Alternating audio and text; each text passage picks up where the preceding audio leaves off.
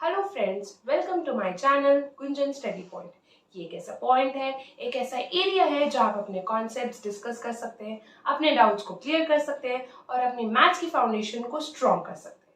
मेरी दोनों last videos को लाइक करने के लिए, मेरे चैनल को सब्सक्राइब करने के लिए मेरे सारे व्यूअर्स को बहुत थैंक यू। आप सबका प्यार यूं ही मिलता रहे, बस यही चाहती हूँ मैं।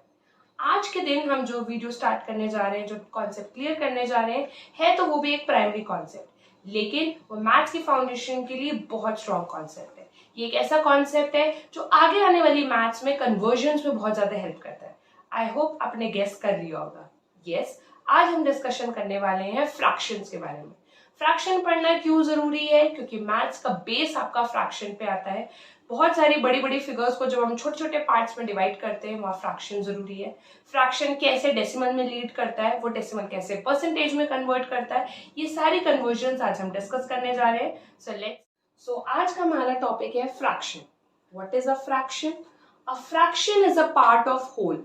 मीन्स कोई भी बड़ी फिगर को जब हम छोटे छोटे पार्ट्स में डिवाइड करते हैं, वो हर एक पार्ट फ्रैक्शन कंसिडर किया जाता है। फॉर एग्जाम्पल, आप स्क्रीन पे देख सकते हैं, एक सर्कल ड्रॉन है। इस सर्कल को अगर मैं 8 पार्ट्स में डिवाइड करूं, काउंटिंग में 1 2 3 4 5 6 7 8, बट हम जिस टॉपिक का डिस्कशन कर रहे हैं या हम जिस पार्ट का डिस्कशन कर रहे हैं, वो सिर्फ एक पार्ट है जो कि शेडेड है। सो एक्चुअली कौन सी फ्रैक्शन को बिलोंग कर रहा है? This is 1/8 part of a whole, मतलब पूरे सर्कल का सिर्फ 1/8 पार्ट को हम डिस्कस कर रहे हैं। So what is your fraction here? आपकी फ्रैक्शन हो जाएगी 1/8। एक पार्ट शेडेड है, 8 टोटल पार्ट्स है। अब एक फ्रैक्शन दो कंपोनेंट से मिलकर बनती है, that is your numerator and denominator. Now what is your numerator and what is your denominator? Numerator का मतलब होता है जो पार्ट फ्रैक्शन में अपर पोर्शन पे लाई करता है, that is your numerator, and जो पार्ट फ्रैक्शन में डाउनवर्ड लाई करता है, that is your denominator. Fractions का क्लासिफिकेशन इस न्यूमरेटर और डिनोमिनेटर के बेसिस पर ही किया जाता है. So now let's see the different types.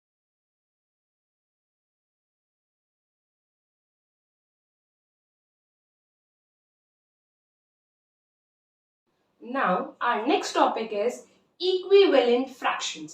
ऐसी fractions जो सब आपस में एक दूसरे की इक्वल होती हैं, उन्हें हम equivalent fractions बोलते हैं. For example, 1/2. How is 1/2 equal to 5/10? अगर हम 5 और 10 दोनों नंबर्स को रिड्यूस करें, रिड्यूस मीन्स कॉमन डिविजर से डिवाइड करें, 5 1 जा 5 2 जा, सो बन गई ना ये भी 1/2. अगर हम 6/12 को कंसिडर करें, दोनों 6 से डिविजिबल है, 6 1 जा 6 2 जा, ये भी 1/2 बन गया. 7/14 तो सेम थिंग, 7 1 जा 7 2 जा. सो ये सारी फ्रैक्शंस कौन सी फ्रैक्शंस की कैटेगरी में आएंगी? Equivalent fractions. ऐसी फ्रैक्शन जिन्हें रिड्यूस करने पर आपके पास ओरिजिनल फ्रैक्शन वापस आए, they are known as equivalent fraction. अगर मैं पूछूं इस 2/3 इक्वल्स टू बॉक्स अपॉन 12 को आपको फिल करना है और आपको बताना है इस बॉक्स का आंसर क्या होना चाहिए. सो हमें ये देखना होगा कि हमारा डिनोमिनेटर इस डिनोमिनेटर से कितने टाइम्स डिविजिबल है. जैसे 3 के टेबल में 12 कितने टाइम्स आता है? Obviously 4. So will multiply by 4. So now 2 4s are, what is 2 4s are? 2 4s are 8. So that means आपके बॉक्स का आंसर क्या हो जाएगा? 8/12. यानी 8/12 2/3 की कैसी फ्रैक्शन है? Equivalent fraction. इक्विवेलेंट फ्रैक्शन बनाने के लिए या तो कॉमन डिविजर से मल्टीप्लाई किया जाता है या कॉमन डिविजर से डिवाइड किया जाता है. आई होप ये कॉन्सेप्ट आपको clear. So now let us discuss how to convert unlike fraction to like fraction. Unlike fraction वो जिनके डिनोमिनेटर्स डिफरेंट होते हैं और लाइक फ्रैक्शन वो जहां डिनोमिनेटर सेम होता है. इस कन्वर्जन को करने के लिए सबसे इंपॉर्टेंट है आपका एलसीएम के कॉन्सेप्ट को जानना. व्हाट इज एलसीएम एंड किन नंबर्स का एलसीएम लेना है, let's discuss that. For example, मैंने 3 फ्रैक्शंस लिखे आपके सामने, 2/3 3/4 1/6. अब हमारे पास ये जो 3 फ्रैक्शंस है, इनके डिनोमिनेटर है 3 4 6. So we will take the LCM of them. 3 4 6. अब बहुत बार मैंने देखा है बच्चों को डिटेल्ड एलसीएम निकालते हुए, जब तक लास्ट में 1 नहीं आ रहा वो उस पूरे लॉन्ग प्रोसीजर, उस लॉन्ग ट्रेन को कंटिन्यू करते रहते हैं। But why to do such a long process? आप उस प्रोसेस को उस पॉइंट पर आकर स्टॉप कर सकते हो जहां तक आपको कॉमन डिविजर मिल रहा है। मतलब जैसे मैंने नंबर्स लिखा 3, 4, 6, ये तीनों नंबर्स में से 2 नंबर्स आपके 2 से डिविजिबल है, सो हम पहले 2 से ट्राई करेंगे। 2 2 जा 4, 2 3 जा 6। नेक्स्ट स्टेप पे फिर से 2 नंबर्स ऐसे हैं जो 3 से डिविजिबल है, so we will start with 3, 3 1 जा 3, 2 एंड 1। अब फिर से इस ट्रेन को कंटिन्यू करना, फिर से 2 से डिवाइड करने की कोई जरूरत नहीं है। जहां तक आपके कॉमन डिविजर्स आ रहे हैं आप वहां तक डिवाइड करो। लास्ट में जो रिमाइंडर में बच रहा है उसको आप नॉर्मली डिविजर्स के साथ मल्टीप्लाई कर दो, जैसे 2 इंटू 3 इंटू 2, सो आपका एलसीएम क्या हो जाएगा? 12। अब इस 12 को हम हर डिनोमिनेटर से डिवाइड करके देखेंगे। 3 की टेबल में 12 4 टाइम्स आता है, सो मल्टीप्लाइड बाय 4।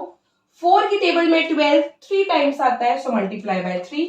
6 की टेबल में 12 2 टाइम्स आता है, सो मल्टीप्लाई बाय 2। न्यूमरेटर्स को मल्टीप्लाई करते जाइए। 2 4 जा 8, 3 3 जा 9, 1 2 जा 2। एंड नाउ जो आपका फाइनल आंसर आ रहा है उन सबके डिनोमिनेटर सेम है, 8 by 12, 9 by 12, 2 by 12. So this is the way how you can convert unlike fraction with different denominators to like fraction with the same denominator. I hope आपको ये concept। अब हम discuss करने जा रहे हैं ascending और descending order fractions में। You already know what is ascending order, arranging from smaller to bigger number, and descending is the opposite, arranging from bigger to smaller number. Fractions के case में कैसे consider करने वाले हैं? So you can see मैंने एक example लिखा है 1/5, 2/3, 3/10। All of them are unlike fraction. So first step फिर से वही होगा, पहले हम इन्हें लाइक फ्रैक्शंस में कन्वर्ट करेंगे एंड उसे करने के लिए एलसीएम निकालना है 5, 3 और 10 का। So will take the LCM. जैसे मैंने अभी आपको समझाया, लॉन्ग प्रोसीजर ट्रेन कंटिन्यू करने की जरूरत नहीं है। जो कॉमन डिविजर आपको दिखाई दे रहा है जो 2 नंबर्स को भी डिवाइड करे उससे आप स्टार्ट कर सकते हो। जैसे यहाँ 5 और 10 5 से डिविजिबल है, सो विल स्टार्ट विद 5। 5 1 जा 3 एंड देन 2। अब आपको पता है 2 और 3 में कुछ भी कॉमन नहीं है, so don't continue with the process, you can stop it there itself. आप वहीं रुक जाइए, बस हम नंबर्स को मल्टीप्लाई कर लीजिए। 5 3 एंड 2 सबको मल्टीप्लाई करा, आपका आंसर आ जाएगा 30। अब इस 30 को आपको हर डिनोमिनेटर से डिवाइड करना है। 30 divided by 5 is 6, 30 divided by 3 is 10, 30 divided by 10 is 3।